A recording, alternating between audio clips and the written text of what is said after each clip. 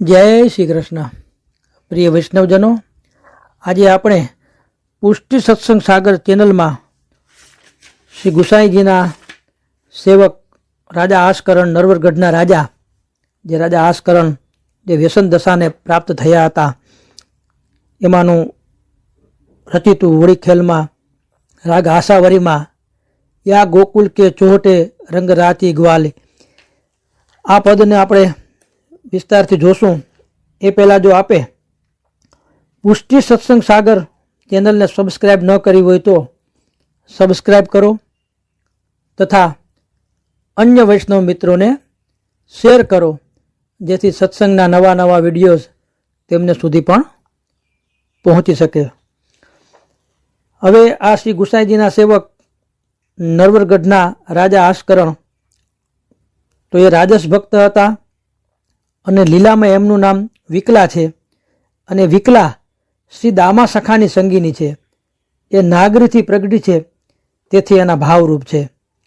હવે આ રાજા સંગીતના જબરા શોખીન હતા, રાગ તાલનો ખૂબ જ જાણકાર હતા અને ઘણા બધા પદોની રચના પણ રાજા આસકરણે કરી છે, જે આપણે ઠાકોરજીને સન્મુખ અને કીર્તન સંગ્રહના પદોમાં જોવા મળે છે.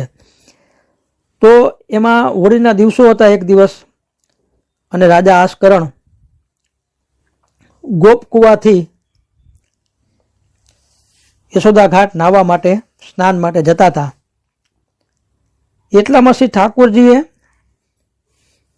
રમણ રેતી ની બાજુમાં આવતા મધુર મોરલીનો નાદ સંભળાયો અને તે નાહવાની વાત જ ભૂલી ગયા. ત્યાં જુએ જઈને તો અલૌકિક ગોકુલ નંદાલયની લીલાના દર્શન થયા. વ્રજભક્તો શ્રી ઠાકોરજી સાથે હોળી ખેલવા આવ્યા છે. એક બાજુ શ્રી બલદેવજી સખા ગોપ સાથે છે અને એક બાજુ વ્રજભક્તો મળીને હોળી ખેલવા લાગ્યા. ત્યાં એક રસ્તો રાવણનો શ્રી સ્વામિનીજીના ઘરનો છે. તે દિશામાં શ્રી સ્વામિનીજી ઊભા છે.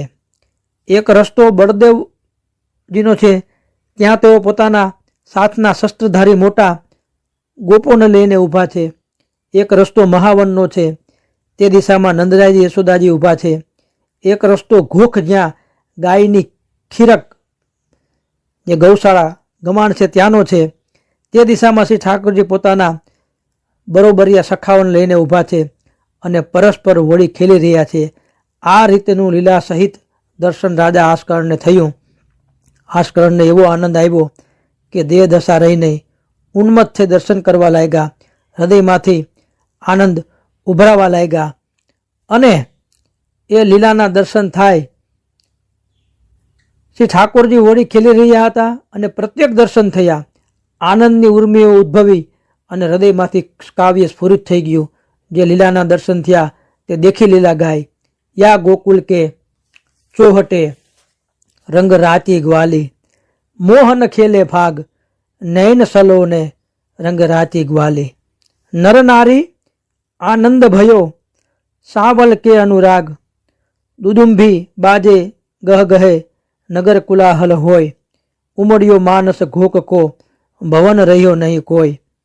ડફ બાંસુરી સુહાવની તાલ મૃદંગ ઉપંગ, જાંજ ઝાલરી કિન્નરી आवज कर मुख चंग. इत ही समाज गोपाल को बलयुत नंद कुमार, उत गोपी नव जो बना अंबुज लोचन चार. गारी देत सुहावनी प्रमुदित गोप कदम्ब, युवती युथ एकत्र भये गावत मदन विटंब. रतन जड़ित पिचकाइया कर लिए गोकुल नाथ, तकी छिरके वनिता वृंद को जे राधे के साथ. केसु कुसुम नीचोय के भरत परस्पर आनी, मृगमद चोवा कुमकुमा चारु चतुर सब सानी. सुरंग गुलाल उड़ावही बूका बंदन धूली, चढ़ विमान सुर देख ही देह दशा गई भूली. खेल मैचो अति गह्य गह्यो चितवत ब्रज बधु धाय, राधा रसिक गोपाल की आस करन बली जाय. આ રીતના હોળી ખેલના દર્શન થયા અને આ પદ એનાથી સ્ફુરિત થયું. તો હોળી ખેલમાં જ્યાં અટાણે ધમારના દિવસો ચાલે છે ત્યાં આ પદ અવશ્ય ગવાય જ છે બધે. તો 4 રસ્તાનું ચોકઠું જ્યાં ભેગું થાય એ ચોકઠાની અંદર આ બરાબર ચોરાહે કે ત્યાં આ ખેલ જામ્યો છે. મનમોહનના સલુણા નયનોને નિરખતી ગ્વાલીની રસરંગમાં મસ્ત બની છે. શ્રી કૃષ્ણ બલદેવ સખાઓ સાથે ઊભા છે.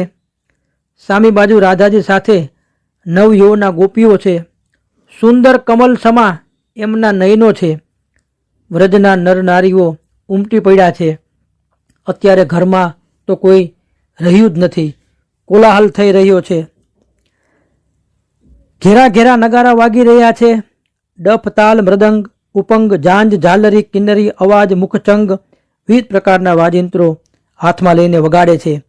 ઊંચા ઊંચા ગોપો આનંદિત થઈને હોળીની મનગમતી ગારીઓ ગાઈ રહ્યા છે. સામેથી એક વૃંદ ગોપીજનનું પણ ગાય છે મદન પીડાના ગીત.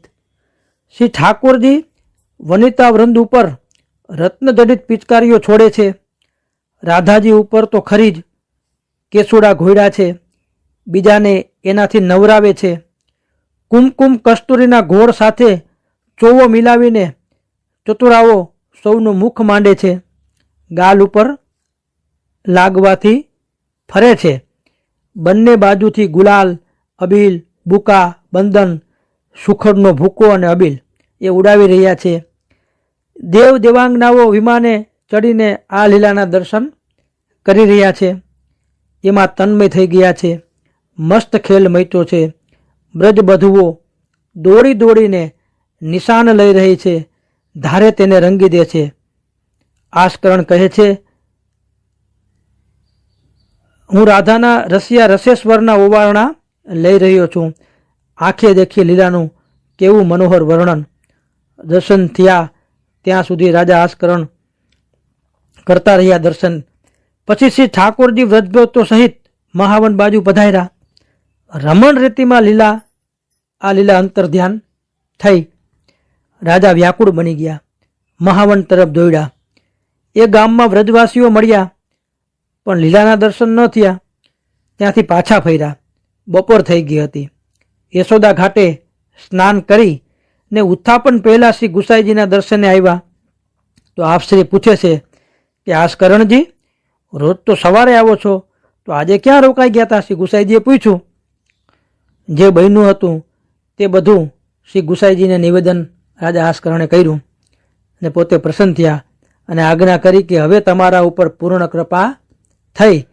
વ્રજમાં શ્રી ઠાકોરજીની લીલા તો ઠાકોરજી નિરંતર લીલા કર્યા જ કરે છે, પરંતુ નિજેચ્છાથી જે બળભાગી જીવોને દર્શન આપવાના હોય તેને જ આપે છે. જીવનું સાધન બળ એમાં કાંઈ ચાલતું નથી. કૃપા નિધાન હવે ફરી લીલાનો સાક્ષાત્કાર થશે ખરો? એ દર્શન વિના મારાથી રહેવાતું નથી. એવું રાજા આસ્કરણ વ્યાકુળ મનને વિનવે છે. આપ શ્રી એમને આશ્વાસન આપે ગુસાઈજી કે આસ્કરણજી, તમારું હૃદય શુદ્ધ છે અને શુદ્ધ હૃદયવાળા જીવો ઉપર જ પ્રભુ કૃપા તરત જ કરે છે. રાજાએ ગદગદ થતા દંડવત કર્યા. પ્રભુ, આ બધી આપના ચરણ શરણનો પ્રતાપ છે. કેમ કે જીવની દિનતા છે કે શ્રી ગુસાઈજી આપ ગુરુ સમાન છો અને આપની કૃપાથી જ મને આ દર્શનનો લાવો મળ્યો છે. એની દિનતા બતાવે ન્યા. આ મારી યોગ્યતા નથી.